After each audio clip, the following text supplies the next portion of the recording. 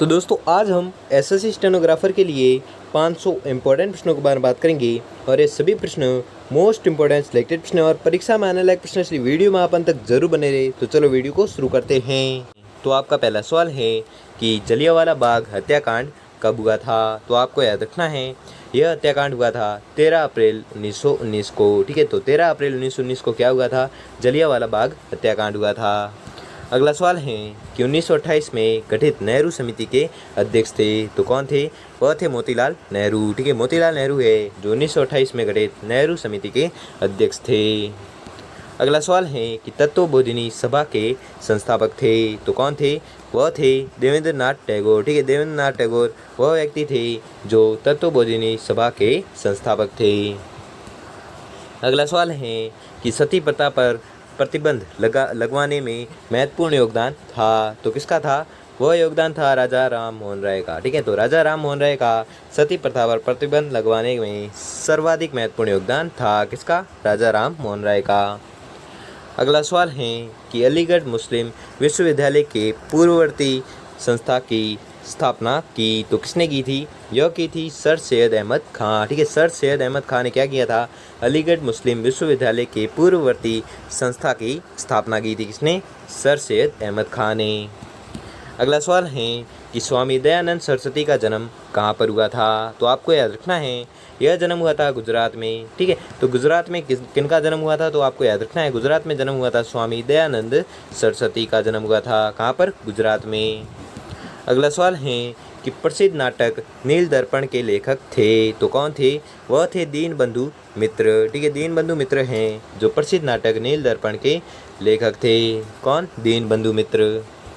अगला सवाल है कि प्रथम गवर्नर जनरल था। तो कौन था, वह था वॉरेन हेस्टिंग्स। ठीक है, वॉरेन हेस्टिंग्स है जो प्रथम गवर्नर जनरल था। कौन, वॉरेन हेस्टिंग्स।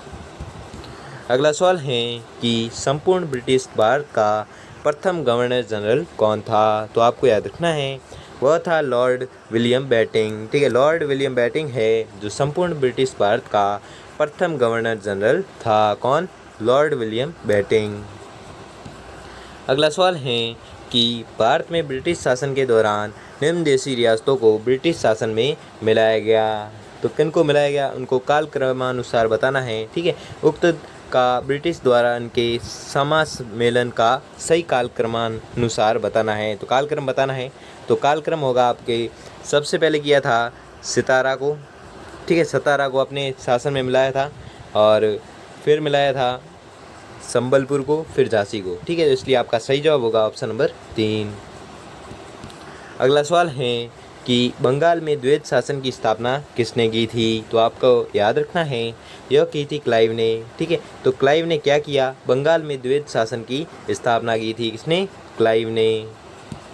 अगला सवाल है कि भारत में पश्चिम शिक्षा पद्धति का मैग्ना कार्टा कहा जाता है। तो किसे कहा जाता है, यह कहते हैं वुड्स डिस्पैच 1854। ठीक है, वुड्स डिस्पैच को कहा जाता है क्या, पश्चिमी शिक्षा पद्धति का मैग्ना कार्टा कहा जाता है। किसे, वुड्स डिस्पैच 1854 को कहते हैं। अगला सवाल है कि कलकत्ता में 1817 ईस्वी में हिंदू कॉलेज की स्थापना की गई थी। तो यह की गई थी राजा राम मोहन राय द्वारा। ठीक है, राजा राम मोहन राय द्वारा कलकत्ता में 1817 ईस्वी में हिंदू कॉलेज की स्थापना की गई थी। किनके द्वारा की गई थी, तो आपको याद रखना है यह की गई थी राजा राम मोहन राय द्वारा। और कहाँ पर की गई थी, तो कलकत्ता में। और कब की गई थी पूछे, तो आपको याद रखना है 1817 में की गई थी। अगला सवाल है कि निम्नलिखित में से कौन सा एक युग्म सही सुमेलित नहीं है। तो सही सुमेलित नहीं युग्म बताना है, तो वह है विलियम जॉन्स हिंदू कॉलेज। ठीक है, विलियम जॉन्स हिंदू कॉलेज यह युग्म है जो एकदम गलत युग्म है, इसलिए आपका सही जवाब होगा ऑप्शन नंबर 1। अगला सवाल है कि 1757 में बंगाल का नवाब था। तो कौन था, वह था सिराजुद्दौला। ठीक है, सिराजुद्दौला हैं जो 1757 में बंगाल का नवाब था। अगला सवाल है कि भारत में डाक टिकट पहली बार किस गवर्नर जनरल ने जारी किए। तो आपको याद रखना है यह किए थे डलहौजी ने। ठीक है, तो डलहौजी ने क्या किया, भारत में डाक टिकट पहली बार है जो जारी किए थे। किसने जारी किए थे, तो आपको याद रखना है यह किए थे डलहौजी ने। अगला सवाल है कि वास्को डी गामा भारत कब पहुंचा? तो आपको याद रखना है वास्को डी गामा पहुंचा था 1498 को। ठीक है, तो 1498 को कौन पहुंचा था भारत? वास्को डी गामा पहुंचा था। इसको जूम आउट कर देते हैं। हाँ, अगला सवाल है कि सुमेलित कीजिए, सूची 1 को सूची 2 में सुमेलित करना है। ठीक है, तो रामोसी विद्रोह हुआ था किनके द्वारा? तो आपको याद रखना है वो हुआ था चतुर सिंह द्वारा। ठीक है, और अहम विद्रोह हुआ था किनके द्वारा? गदाधर सिंह द्वारा।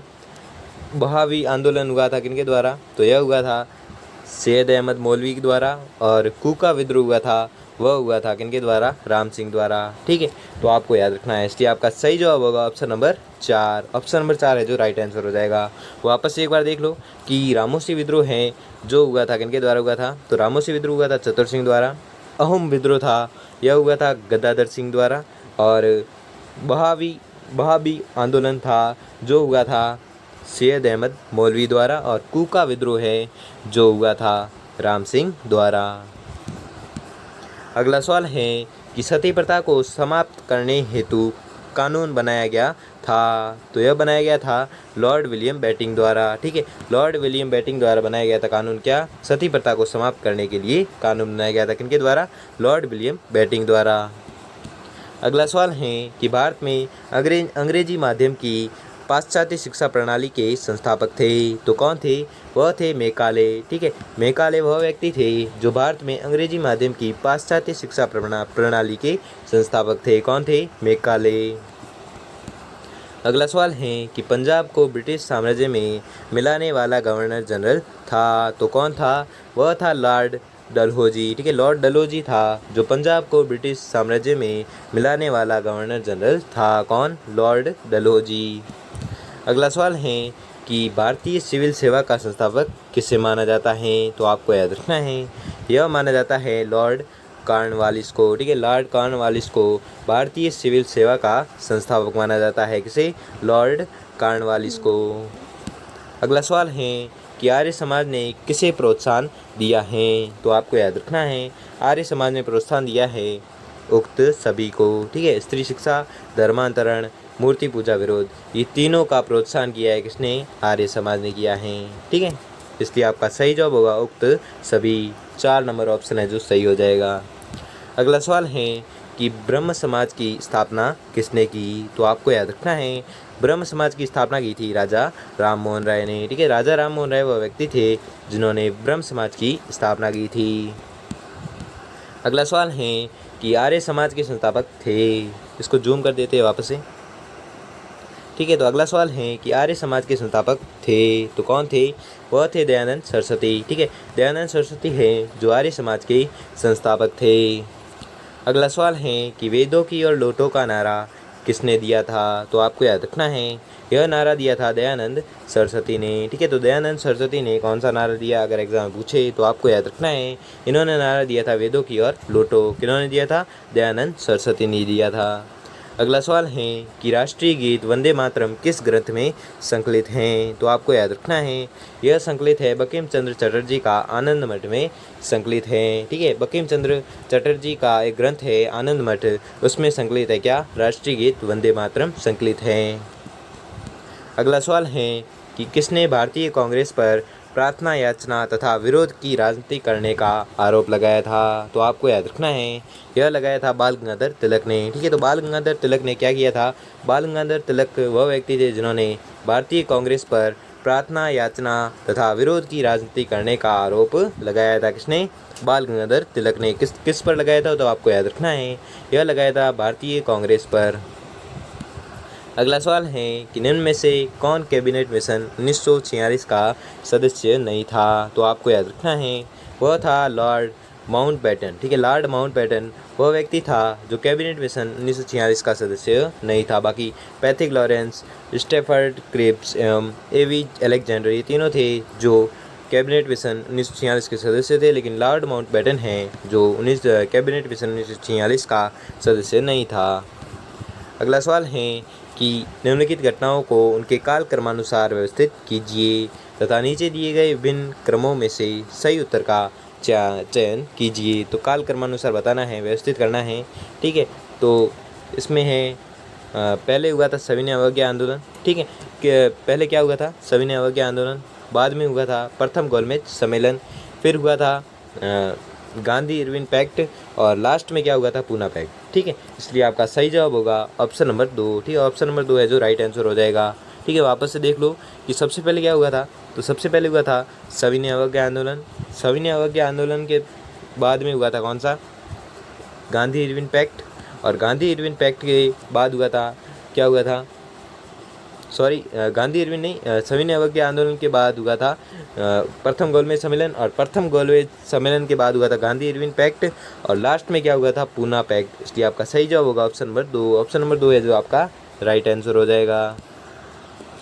अगला सवाल है कि भारत के विभाजन के लिए 3 जून 1947 को योजना को कहते हैं, तो क्या कहते हैं, इस योजना को कहते हैं माउंटबेटन योजना, ठीक है। माउंटबेटन योजना किसे कहते हैं, अगर एग्जाम पूछे तो आपको याद रखना है, भारत के विभाजन के लिए 3 जून 1947 को की गई योजना माउंटबेटन योजना कहलाती है। अगला सवाल है कि हंटर कमीशन ने किसके विकास पर विशेष जोर दिया था, तो आपको याद रखना है, यह दिया था प्राथमिक शिक्षा पर, ठीक है। तो प्राथमिक शिक्षा पर किसने जोर दिया था, तो हंटर कमीशन ने प्राथमिक शिक्षा के विकास पर विशेष जोर दिया था, किसने, हंटर कमीशन ने। इसको जूम आउट कर देते वापस से, ठीक है। अगला सवाल है कि सुमेलित कीजिए, तो सुमेलित करना है समाचार पत्र और उनके संपादक को सुमेलित करना है। तो पहला है हिंदू समाचार पत्र, तो हिंदू समाचार पत्र के संपादक थे कौन, यह थे जी सुब्रमण्यम अय्यर, ठीक है। जी सुब्रमण्यम अय्यर है जो हिंदू समाचार पत्र के संस्थापक थे, ठीक है। और दूसरा है न्यू इंडिया, ठीक है। तो न्यू इंडिया के संस्थापक थे कौन, यह थे श्रीमती एनी बेसेंट, ठीक है। श्रीमती एनी बेसेंट है जो न्यू इंडिया के संस्थापक या संपादक थे, सॉरी।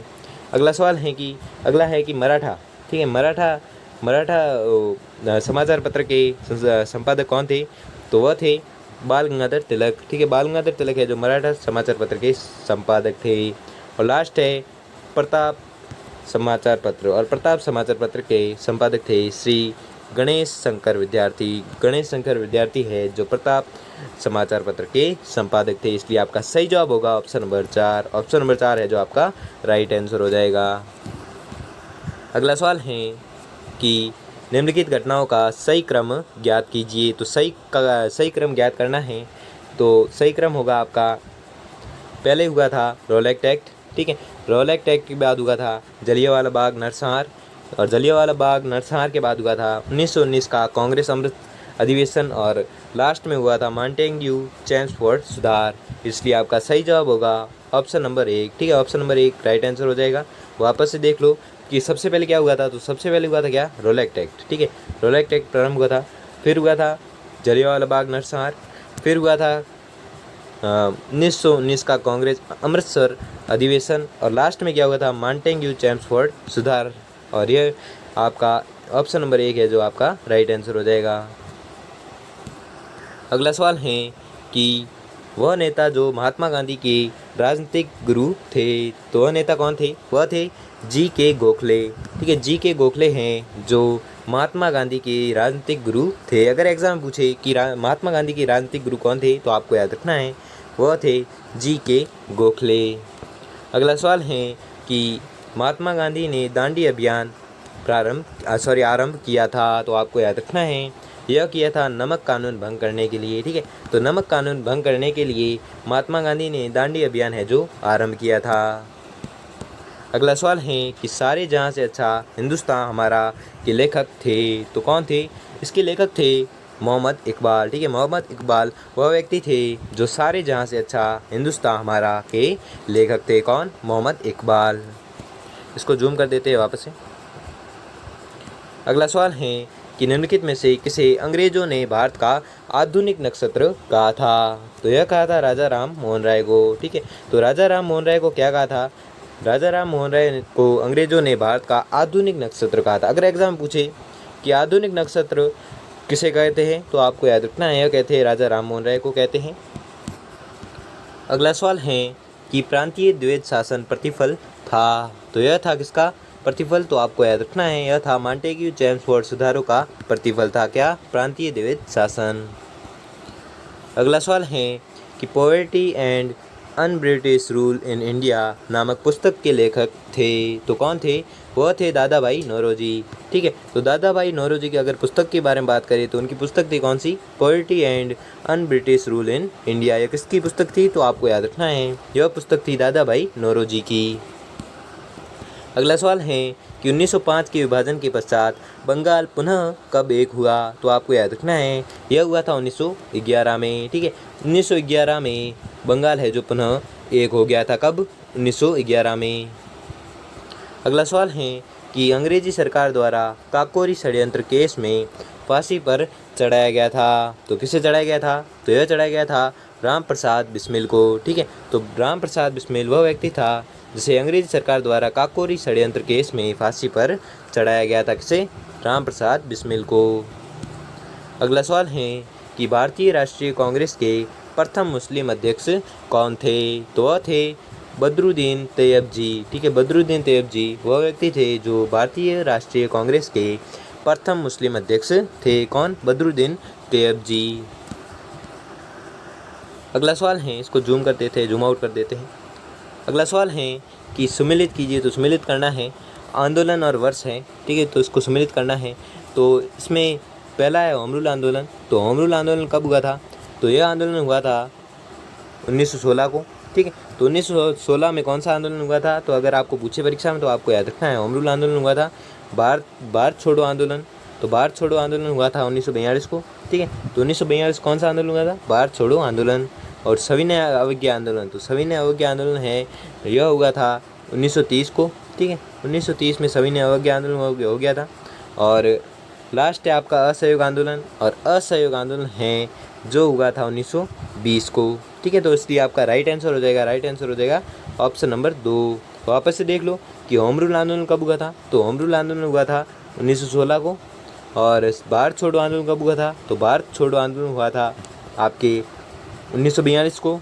और सविनय अवज्ञा आंदोलन है जो हुआ था 1930 को। और असहयोग आंदोलन है यह हुआ था 1920 को। अगला सवाल है कि इंडियन वॉर ऑफ इंडिपेंडेंस पुस्तक के लेखक थे। तो आपको याद रखना है, वह थे वी.डी. सावरकर। ठीक है, वी.डी. सावरकर वह व्यक्ति थे जो इंडियन वॉर ऑफ इंडिपेंडेंस पुस्तक के लेखक थे। कौन? वी.डी. सावरकर। अगला सवाल है कि कैबिनेट मिशन भारत भेजा गया था। तो आपको याद रखना है, यह भेजा गया था सत्ता हस्तांतरण के लिए संवैधानिक व्यवस्था करने हेतु। ठीक है, सत्ता हस्तांतरण के लिए संवैधानिक व्यवस्था तैयार करने हेतु क्या भेजा गया था? अगर परीक्षा में पूछे तो आपको याद रखना है, यह भेजा गया था कैबिनेट मिशन भेजा गया था। अगला सवाल है, इसको जूम कर देते हैं वापस से। अगला सवाल है कि सुभाष चंद्र बोस किस वर्ष भारत से गुप्त रूप में भाग निकले? तो आपको याद रखना है, यह निकले थे 1941 को। ठीक है, 1941 को सुभाष चंद्र बोस है जो भारत से गुप्त रूप से भाग निकले थे। कब? 1941 को। अगला सवाल है कि कलकत्ता में फोर्ट विलियम कॉलेज की स्थापना की थी। तो किसने की थी? यह की थी लॉर्ड वेलेजली ने। ठीक है, तो लॉर्ड वेलेजली ने कलकत्ता में फोर्ट विलियम कॉलेज की स्थापना की थी। किसने? लॉर्ड वेलेजली ने।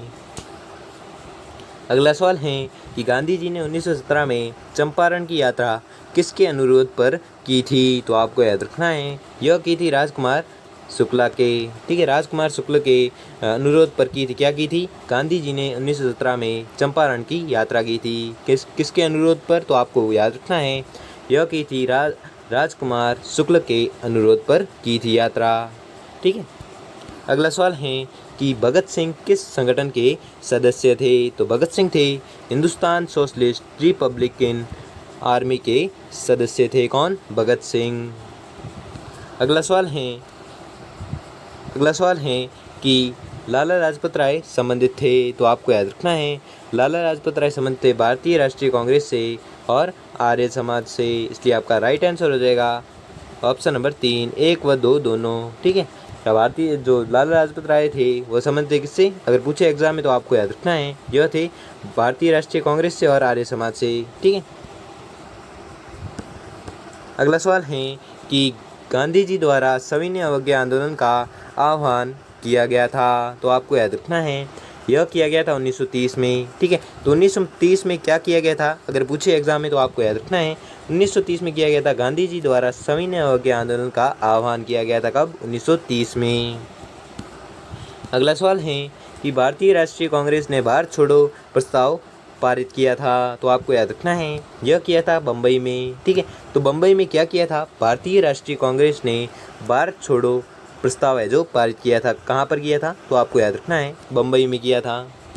अगला सवाल है कि बंगाल विभाजन के विरोध में छेड़ा गया आंदोलन था, तो कौन सा आंदोलन था? वह था स्वदेशी आंदोलन।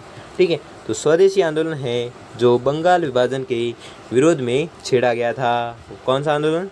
स्वदेशी आंदोलन। अगला सवाल है कि चलो दिल्ली का नारा संबंधित है, तो किससे संबंधित है? और यह नारा संबंधित है आज़ाद हिंद फौज से। ठीक है, आज़ाद हिंद फौज से संबंधित नारे कौन सा था? वह था चलो दिल्ली।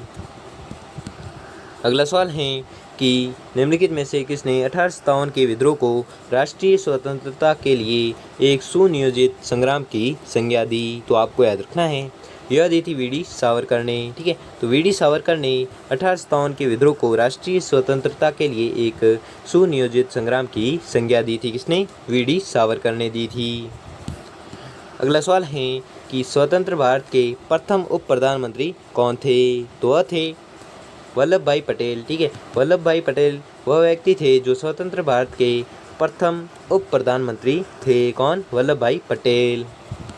अगला सवाल है कि जब मैं भारत आया हूँ मेरी नीति कांग्रेस को नपुंसक बनाना रही है, और यह कथन किसका है? तो आपको याद रखना है यह कथन है लॉर्ड कर्जन का। ठीक है, तो लॉर्ड कर्जन के कथन के बारे में बताओ अगर एग्जाम पूछे तो आपको याद रखना है कि लॉर्ड कर्जन का कथन था कि जब मैं भारत आया हूँ मेरी नीति कांग्रेस को नपुंसक बनाना रही है। यह किसका कथन था? तो लॉर्ड कर्जन का कथन था। अगला सवाल है कि असहयोग आंदोलन को 1922 में गांधी जी द्वारा वापस लिए जाने का कारण था, तो क्या कारण था? तो उसका कारण था चोरी चौरा हत्याकांड। ठीक है, चोरी चौरा हत्याकांड है जो असहयोग आंदोलन को 1922 में गांधी जी द्वारा वापस लिए जाने का कारण था। क्या कारण था? चोरी चौरा हत्याकांड। अगला सवाल है कि इल्बर्ट और वायसराय रिपन के समर्थक में किसने आंदोलन चलाया था? तो आपको याद रखना है यह चलाया था भारतीयों ने। ठीक है, तो भारतीयों ने क्या चलाया था? इल्बर्ट और वायसराय रिपन के समर्थक में आंदोलन चलाया था। किसने? भारतीयों ने चलाया था। अगला सवाल है कि मेरठ षड्यंत्र केस में किसने भारतीय नेताओं की पैरवी की थी? तो यह की थी उपयुक्त सभी ने। जवाहरलाल नेहरू, MC छागला, NC अंसारी, तीनों ने मेरठ षड्यंत्र केस में भारतीय नेताओं की पैरवी की थी इन तीनों ने। इसलिए आपका सही जवाब होगा ऑप्शन नंबर 4, उपयुक्त सभी आपका राइट आंसर हो जाएगा। अगला सवाल है, वापस इसे जूम आउट कर देते हैं। ठीक है, तो अगला सवाल है कि 1857 के विद्रोह के केंद्र एवं उनके नेताओं को सम्मिलित कीजिए। तो उनके नेताओं को सम्मिलित करना है, तो इसमें सूची 1 को सूची 2 में सम्मिलित करना है। ठीक है, तो आपका पहला है कि बेगम हजरत महल। ठीक है, तो बेगम हजरत महल हैं जो किस विद्रोह में शामिल थे? तो यह थे लखनऊ विद्रोह में। ठीक है, कुंवर सिंह। ठीक है, तो कुंवर सिंह थे आरा विद्रोह में, और रानी लक्ष्मीबाई थी जो झांसी विद्रोह में शामिल थी, और रानी गिडियालू थी वह नागालैंड विद्रोह के केंद्र में शामिल थी। ठीक है, तो वापस से इनके केंद्र देख लेते हैं कि बेगम हजरत महल हैं उनका केंद्र कौन सा था विद्रोह का? तो आपको याद रखना है उनका केंद्र था लखनऊ। ठीक है, कुंवर सिंह का विद्रोह केंद्र कौन सा था? तो वह था आरा। और रानी लक्ष्मीबाई का विद्रोह केंद्र कौन सा था? तो आपको याद रखना है वह था झांसी। और रानी गिडियालू का विद्रोह केंद्र कौन सा था? अगर पूछे एग्जाम में तो आपको याद रखना है नागालैंड इसका विद्रोह केंद्र था। इसलिए आपका राइट आंसर हो जाएगा ऑप्शन नंबर 2। ठीक है, ऑप्शन नंबर 2 है जो आपका राइट आंसर हो जाएगा। वापस इसे जूम कर देते हैं। अगला सवाल है कि गदर पार्टी के संस्थापक थे, तो गदर पार्टी के संस्थापक कौन थे? तो आपको याद रखना है वह थे लाला हरदयाल। ठीक है, लाला हरदयाल है जो गदर पार्टी के संस्थापक थे। अगला सवाल है कि फराजी आंदोलन का कारण था, तो फराजी आंदोलन का कारण क्या था? मुस्लिम काश्तकारों का पुलिस द्वारा दमन। ठीक है, मुस्लिम काश्तकारों का पुलिस द्वारा दमन जो फराजी आंदोलन का कारण था। अगला सवाल है कि यदि ईश्वर अस्पृश्यता को सहन करते हैं तो मैं ईश्वर के रूप में उन्हें कदापि सहन नहीं करूँगा। यह किसने कहा था? तो यह कथन कहा था लोकमान्य तिलक ने। ठीक है, लोकमान्य तिलक ने क्या कहा था? यदि ईश्वर अस्पृश्यता को सहन करते हैं तो मैं ईश्वर के रूप में उन्हें कदापि सहन नहीं करूँगा। और यह कथन कहा था किसने? लोकमान्य तिलक ने कहा था। अगला सवाल है कि जन गण मन राष्ट्रगान किसके द्वारा रचित हैं? तो आपको याद रखना है यह रचित है रविंद्रनाथ टैगोर द्वारा। ठीक है, तो रविंद्रनाथ टैगोर द्वारा रचित ग्रंथ का नाम बताइए, राष्ट्रगान का नाम बताइए। तो वह है जन गण मन।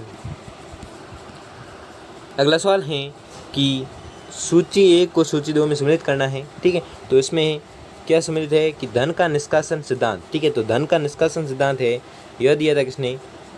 दादा भाई नौरोजी ने। स्वराज मेरा जन्मसिद्ध अधिकार है, यह किसने कहा था? तो आपको याद रखना है यह कहा था बीजी तिलक ने। ठीक है, बाल गंगाधर तिलक ने कहा था स्वराज मेरा जन्मसिद्ध अधिकार है। और पृथक सांप्रदायिक मतदाता मंडल, ठीक है, पृथक सांप्रदायिक मतदाता मंडल है, किसका था? तो आपको याद रखना है यह था M.A. जिन्ना का। और विधानसभा में प्रवेश किसने किया था? तो आपको याद रखना है विधानसभा में प्रवेश किया था C.R. दास ने। इसलिए आपका राइट आंसर हो जाएगा ऑप्शन नंबर 1। ठीक है, ऑप्शन नंबर 1 है जो आपका राइट आंसर हो जाएगा। अगला सवाल है कि भारत में संसदीय इतिहास में प्रथम बहिर्गमन का नेतृत्व किसने किया था? तो आपको याद रखना है इसका नेतृत्व किया था मदन मोहन मालवीय ने। ठीक है, तो मदन मोहन मालवीय ने क्या किया था? भारत के संसदीय इतिहास में प्रथम बहिर्गमन का नेतृत्व किया था। किसने? मदन मोहन मालवीय ने किया था। अगला सवाल है कि सारे जहाँ से अच्छा हिंदुस्तान हमारा गीत मोहम्मद इकबाल की किस कृति में है? तो आपको याद रखना है वह कृति है बांगे दर्रा। ठीक है, बांगे दर्रा वह कृति है जिसमें सारे जहाँ से अच्छा हिंदुस्तान हमारा गीत है जो है किसमें है, किस कृति में है? तो आपको याद रखना है वह कृति है बांगे दर्रा। और बांगे दर्रा कृति किसकी है? मोहम्मद इकबाल की।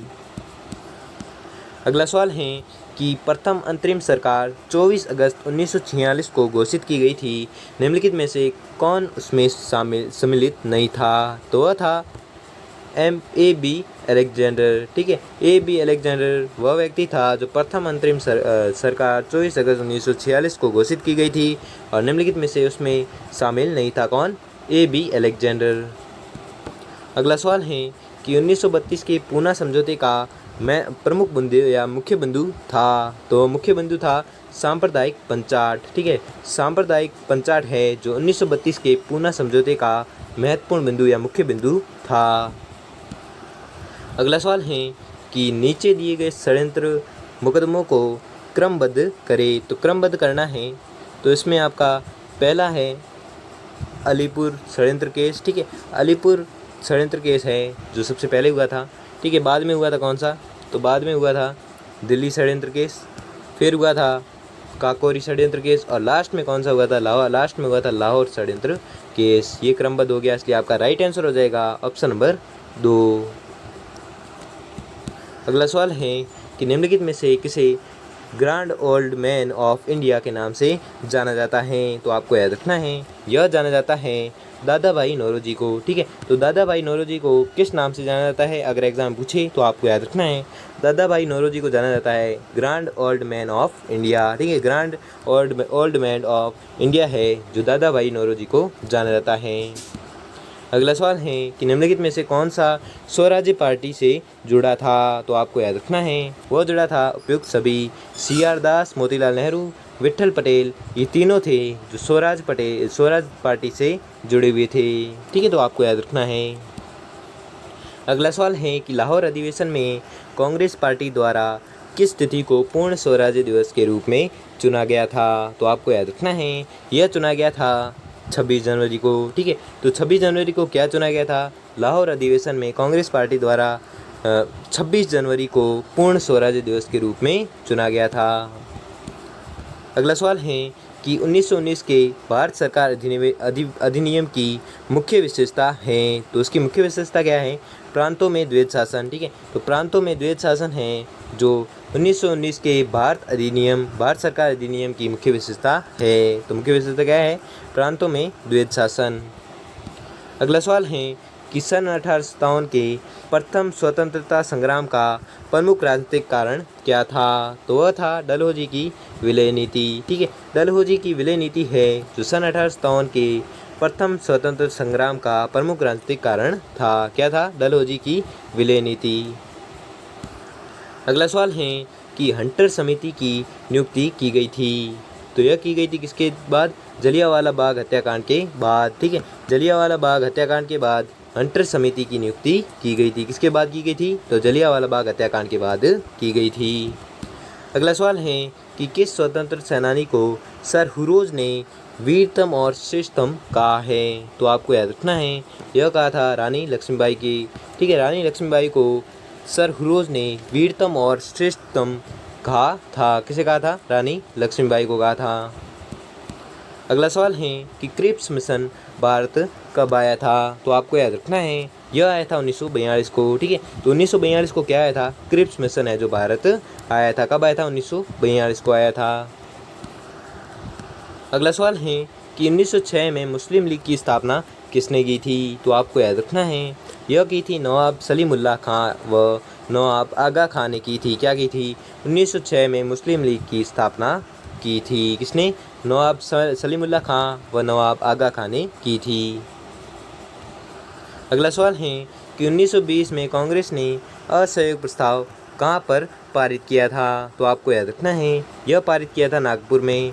ठीक है, नागपुर में क्या पारित किया था? तो यह पारित किया था असहयोग प्रस्ताव है जो पारित किया था। कहाँ पर? नागपुर में। और कब किया था? तो यह किया था 1920 ईस्वी में। और किसके द्वारा किया गया था अगर पूछे तो आपको याद रखना है, यह किया गया था कांग्रेस ने किया था। ठीक है, अगला सवाल है कि 1929 के लाहौर अधिवेशन में कांग्रेस के अध्यक्ष कौन थे? तो आपको याद रखना है, उस समय कांग्रेस के अध्यक्ष थे जवाहरलाल नेहरू। ठीक है, जवाहरलाल नेहरू है जो 1929 के लाहौर अधिवेशन में कांग्रेस अध्यक्ष थे। कौन? जवाहरलाल नेहरू। अगला सवाल है कि निम्नलिखित में से कौन 1939 में भारत प्रजातंत्र के अध्यक्ष थे? प्रजामंडल के अध्यक्ष थे। तो आपको याद रखना है, वह थे जवाहरलाल नेहरू। ठीक है, जवाहरलाल नेहरू वह व्यक्ति थे जो 1939 में भारत प्रजामंडल के अध्यक्ष थे। कौन? जवाहरलाल नेहरू। अगला सवाल है कि गांधी जी ने व्यक्तिगत सत्याग्रह कब प्रारंभ किया था? तो आपको याद रखना है, यह प्रारंभ किया था 1940 को। ठीक है, तो 1940 को क्या किया था गांधी जी ने? तो 1940 को गांधी जी ने किया था, गांधी जी ने व्यक्तिगत सत्याग्रह का प्रारंभ किया था। कब? 1940 को किया था। अगला सवाल है कि 1935 का भारत सरकार अधिनियम क्यों महत्वपूर्ण है? तो यह महत्वपूर्ण है, यह भारतीय संविधान का प्रमुख स्रोत है। ठीक है, 1935 का भारत सरकार अधिनियम क्यों महत्वपूर्ण है अगर पूछे तो यह भारतीय संविधान का प्रमुख स्रोत है। क्या? 1935 का भारत सरकार अधिनियम। ठीक है, 1935 का भारत सरकार अधिनियम है जो यह भारतीय संविधान का प्रमुख स्रोत है। अगला सवाल है कि भारत में ब्रिटिश साम्राज्य के दौरान नीचे दिए गए वायसराय की पदावधि का सही कालक्रम है। तो आपको याद रखना है, तो सही कालक्रम बताना है। तो इनका सही कालक्रम है, पहले लॉर्ड कर्जन आया। ठीक है, बाद में लॉर्ड चैम्सफोर्ड। ठीक है, बाद में लॉर्ड मिंटो और लास्ट में आया था लॉर्ड इरविन। ठीक है, ये चारों वायसराय हैं, इनको पदावधि कालक्रमानुसार हो गई, इसलिए आपका राइट आंसर हो जाएगा ऑप्शन नंबर 1 आपका राइट आंसर हो जाएगा। तो वापस से देख लो कि पहले कौन आया था? लॉर्ड कर्जन आया था। ठीक है, वायसराय के रूप में। फिर आया था लॉर्ड चैम्सफोर्ड, फिर लॉर्ड मिंटो और लास्ट में आया था लॉर्ड इरविन, इसलिए आपका राइट आंसर हो जाएगा ऑप्शन नंबर 1। वापस से जूम कर देते हैं। अगला सवाल है कि सुमिलित कीजिए, इसमें भी सुमिलित करना है, सूची 1 को सूची 2 में सुमिलित करना है। तो इसमें पहला है कि श्याम जी कृष्ण वर्मा। तो श्याम जी कृष्ण वर्मा है जिन्होंने स्थापना की थी इंडियन सोशलिस्ट की। ठीक है, महात्मा गांधी, तो महात्मा गांधी संबंधित है किससे? तो महात्मा गांधी संबंधित है यंग इंडिया से। एनी बेसेंट है जो संबंधित है किससे? तो आपको याद रखना है, एनी बेसेंट संबंधित है कॉमनवेल्थ से। और अरविंद घोष है जो वंदे मातरम से संबंधित है, इसलिए आपका राइट आंसर हो जाएगा ऑप्शन नंबर 2। वापस से देख लो कि श्याम कृष्ण वर्मा जो संबंधित है इंडियन सोशलिस्ट से, और महात्मा गांधी है जो संबंधित है यंग इंडिया से। एनी बेसेंट है जो संबंधित है कॉमनवेल्थ में, और अरविंद घोष है जो संबंधित है वंदे मातरम में। ठीक है, इसलिए आपका राइट आंसर हो जाएगा ऑप्शन नंबर 2। अगला सवाल है कि साइमन कमीशन भारत आया था तो कब आया था, तो आपको याद रखना है यह भारत आया था 1928 को। ठीक है, तो 1928 को क्या आया था भारत, साइमन कमीशन भारत आया था। अगला सवाल है कि महात्मा गांधी ने सर्वप्रथम सत्याग्रह के हथियारों का प्रयोग कहाँ किया था, तो आपको याद रखना है यह किया था दक्षिण अफ्रीका में। ठीक है, तो दक्षिण अफ्रीका में क्या किया था, तो दक्षिण अफ्रीका में महात्मा गांधी ने सर्वप्रथम सत्याग्रह के हथियारों का प्रयोग है जो किया था। कहाँ पर किया था, तो दक्षिण अफ्रीका में किया था।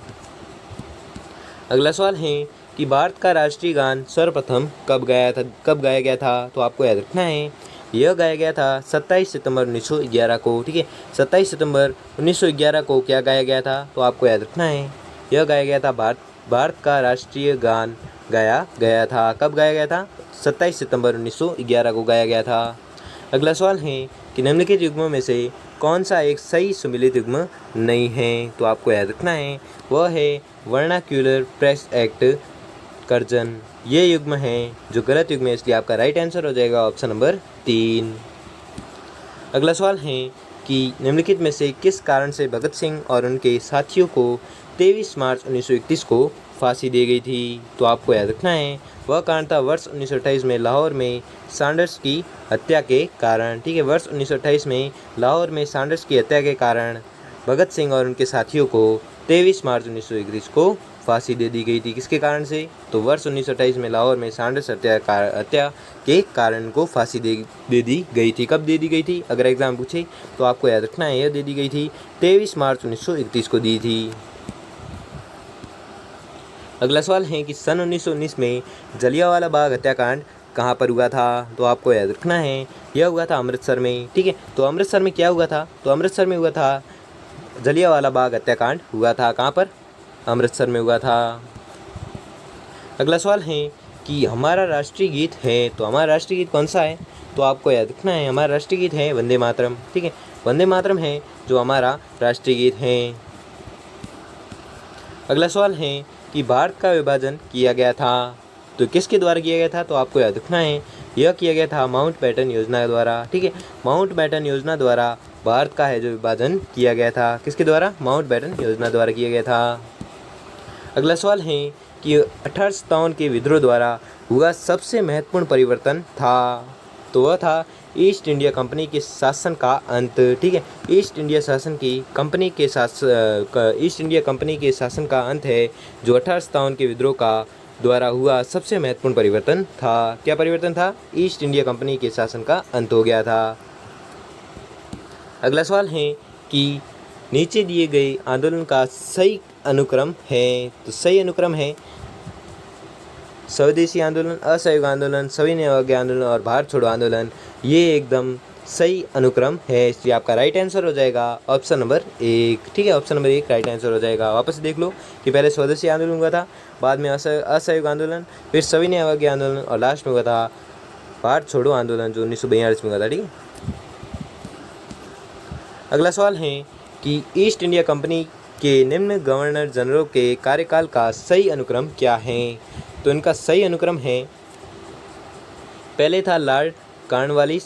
ठीक है, बाद में लॉर्ड विलियम बेंटिंक, फिर आया लॉर्ड डलहौजी और लास्ट में था लॉर्ड कैनिंग।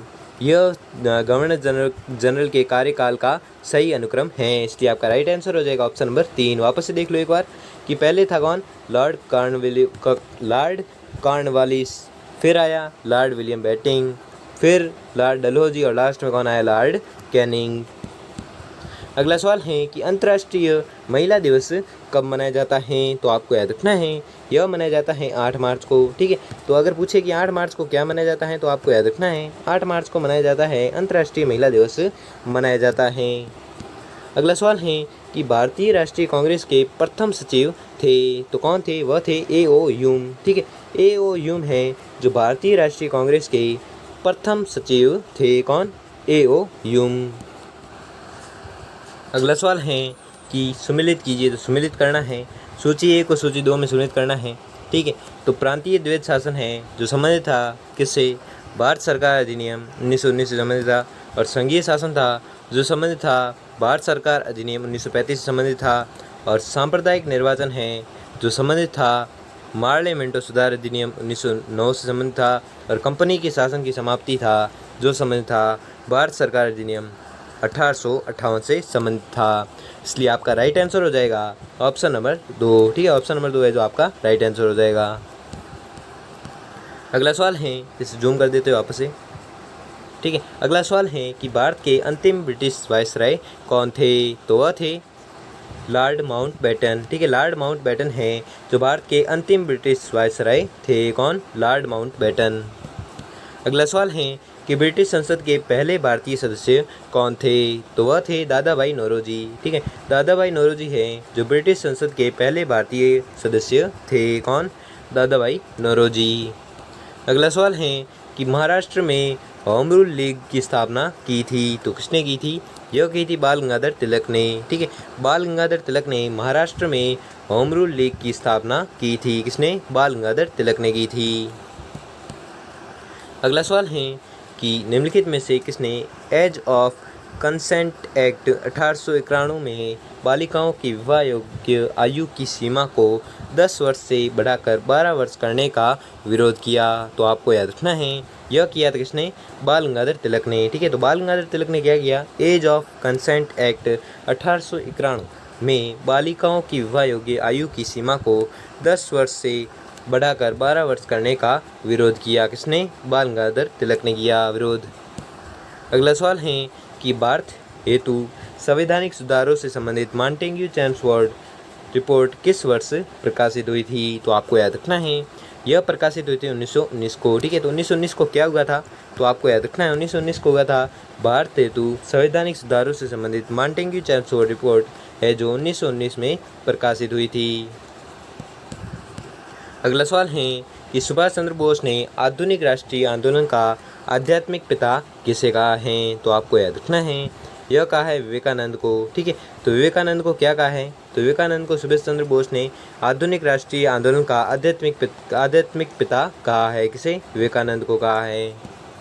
अगला सवाल है कि स्थायी बंदोबस्त व्यवस्था निम्नलिखित में से किसके द्वारा लागू की गई? तो आपको याद रखना है यह लागू की गई थी लॉर्ड कॉर्नवालिस द्वारा। ठीक है, लॉर्ड कॉर्नवालिस द्वारा स्थायी बंदोबस्त व्यवस्था है जो लागू की गई थी। किसके द्वारा?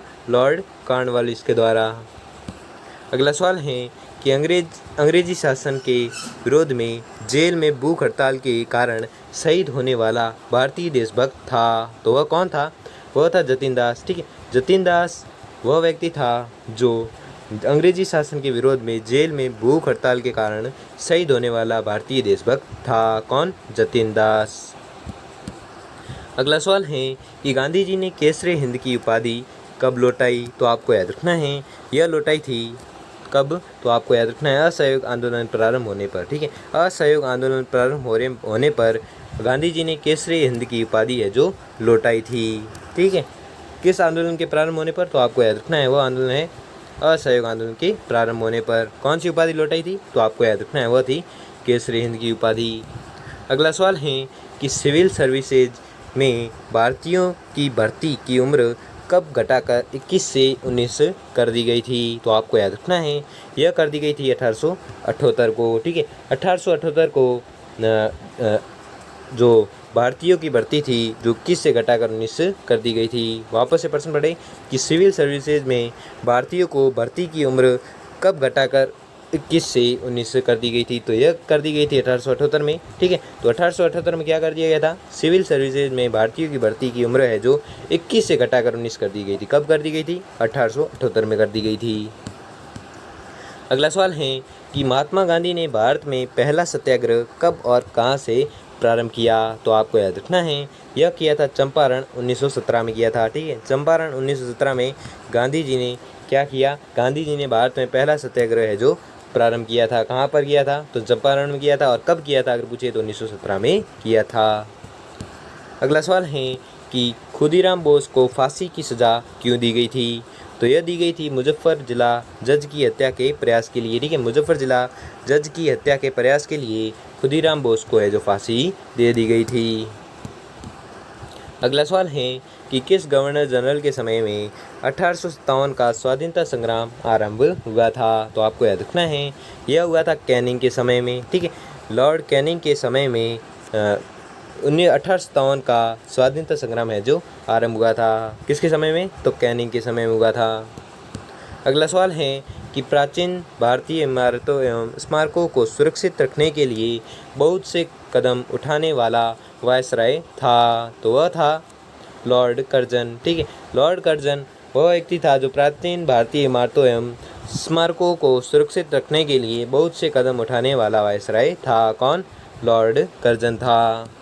अगला सवाल है कि किस महारानी का भारत में सबसे लंबा शासनकाल रहा? तो आपको याद रखना है यह रहा था विक्टोरिया का, ठीक है। विक्टोरिया का भारत में सबसे लंबा शासनकाल रहा था। किसका? विक्टोरिया का।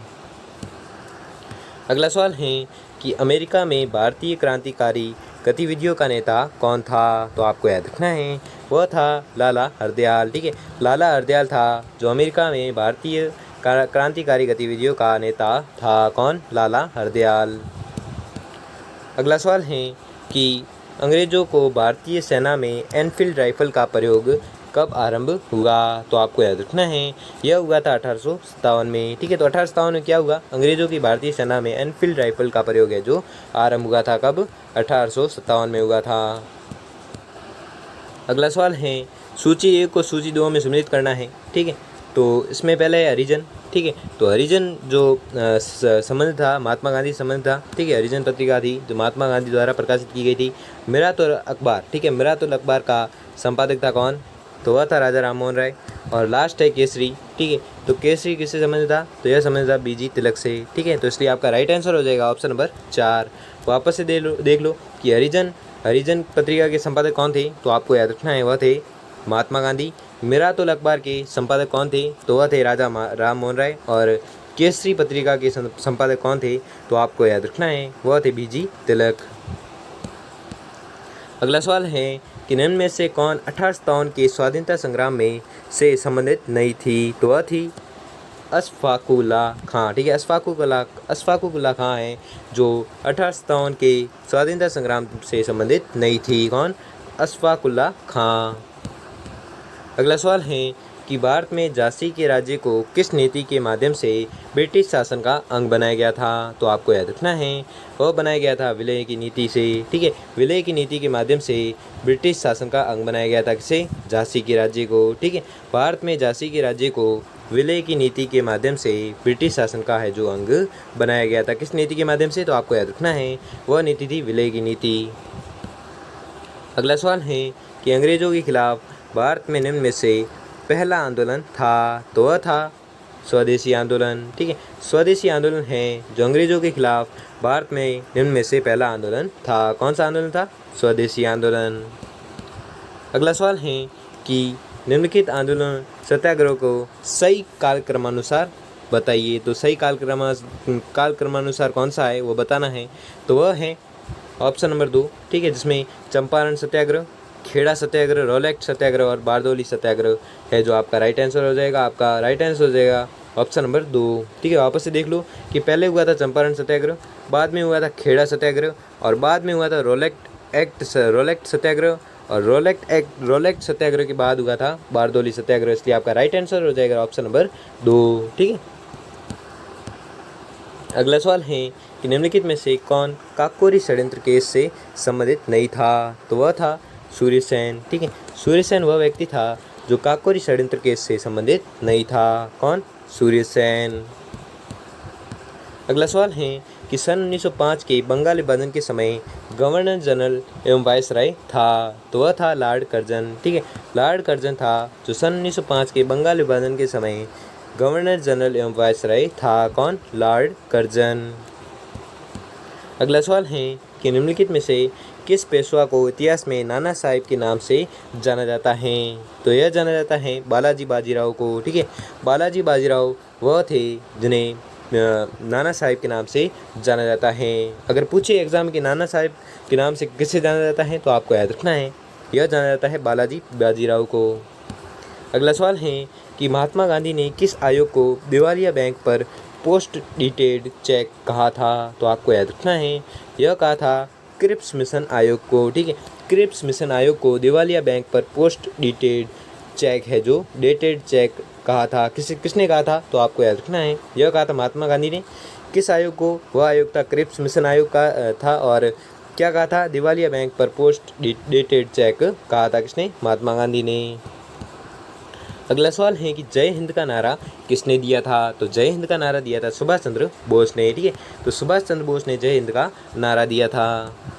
अगला सवाल है कि निम्नलिखित में से कौन सा दी गई घटनाओं का सही कालक्रमानुसार है? तो कालक्रमानुसार सही कौन सा है वो बताना है आपको। तो वह है अगस्त प्रस्ताव, क्रिप्स मिशन, शिमला सम्मेलन और कैबिनेट मिशन। ये जो ऑप्शन है ये सही कालक्रमानुसार, इसलिए आपका राइट आंसर हो जाएगा ऑप्शन नंबर 1। ठीक है, वापस से देख लो कि सबसे पहले हुआ था अगस्त प्रस्ताव, फिर हुआ था क्रिप्स मिशन, फिर हुआ था शिमला सम्मेलन और लास्ट में हुआ था कैबिनेट मिशन, इसलिए आपका राइट आंसर हो जाएगा ऑप्शन नंबर 1। अगला सवाल है, इसे जूम आउट कर देते हो वापस से, ध्यान से दिखे आपको प्रश्न पूरा। ठीक है, अगला सवाल है कि सम्मिलित कीजिए। तो सम्मिलित करना है सूची 1 को सूची 2 में सम्मिलित करना है। ठीक है, तो इसमें माई एक्सपेरिमेंट विद ट्रूथ यह संबंधित था किससे? गांधी जी से। ठीक है, यह गांधी जी से संबंधित था। अगला है कि डिस्कवरी ऑफ इंडिया यह किससे संबंधित था? तो आपको याद रखना है, यह संबंधित था जवाहरलाल नेहरू से। Poverty and un British rule in India तो यह संबंधित था किससे? दादा भाई नौरोजी से। और अगला है गीता रहस्य संबंधित था बीजी तिलक से, बाल गंगाधर तिलक से संबंधित था। ठीक है, वापस से देख लो। ठीक है, वापस से देख लो कि माई एक्सपेरिमेंट विद ट्रूथ यह जो रचना थी या यह जो ग्रंथ था यह किसके द्वारा लिखित था? तो यह था किसके द्वारा लिखित? तो आपको याद रखना है, यह था गांधी जी द्वारा लिखित ग्रंथ था। और अगला है डिस्कवरी ऑफ इंडिया यह ग्रंथ किसने लिखा था? तो आपको याद रखना है, यह लिखा था जवाहरलाल नेहरू ने। अगला है poverty and un British rule in India यह ग्रंथ किसने लिखा था? तो यह लिखा था दादा भाई नौरोजी ने। और अगला है गीता रहस्य ग्रंथ या गीता रहस्य पुस्तक या कुछ भी कहो, तो यह लिखा था किसने? तो यह लिखा था बीजी तिलक ने, इसलिए आपका राइट आंसर हो जाएगा ऑप्शन नंबर 4। अगला सवाल है, इसे वापस से जूम कर देते हैं वापस से। अगला सवाल है कि कांग्रेस ने साइमन कमीशन रिपोर्ट का प्रत्युत्तर किस रूप में दिया? तो आपको याद रखना है, यह दिया था नेहरू रिपोर्ट के द्वारा। ठीक है, नेहरू रिपोर्ट के द्वारा कांग्रेस ने साइमन कमीशन रिपोर्ट का प्रत्युत्तर दिया था किस रूप में? नेहरू रिपोर्ट के द्वारा। अगला सवाल है कि वंदे मातरम थोड़ा नीचे कर देते हैं। ठीक है, अगला सवाल है कि वंदे मातरम घोष को राष्ट्रीय आंदोलन से घनिष्ठ रूप से जोड़ने वाली घटना थी। तो वह घटना थी बंगाल विभाजन। ठीक है, बंगाल विभाजन वह घटना थी जो वंदे मातरम घोष को राष्ट्रीय आंदोलन से घनिष्ठ रूप से जोड़ने वाली घटना थी। कौन सी? बंगाल का विभाजन। ठीक है, अगला सवाल है कि गदर पार्टी की स्थापना किसने व कहाँ की थी? तो यह की थी लाला हरदयाल ने। और कहाँ पर की थी? तो सैन फ्रांसिस्को में की थी। ठीक है, गदर पार्टी की स्थापना के बारे में पूछे अगर एग्जाम में, तो आपको याद रखना है कि यह स्थापना की थी किसने? लाला हरदयाल ने। और कहाँ पर की थी? तो आपको याद रखना है सैन फ्रांसिस्को में की थी। अगला सवाल है कि खिलाफत आंदोलन को समर्थक दिया था, तो किसने दिया था? तो यह दिया था गांधी जी ने। ठीक है, खिलाफत आंदोलन को समर्थन किसने दिया था? तो यह दिया था किसने? गांधी जी ने दिया था। अगला सवाल है कि कांग्रेस के सूरत विभाजन का नेतृत्व किया था, तो किसने किया था? यह किया था तिलक ने। ठीक है, तो तिलक ने क्या किया था?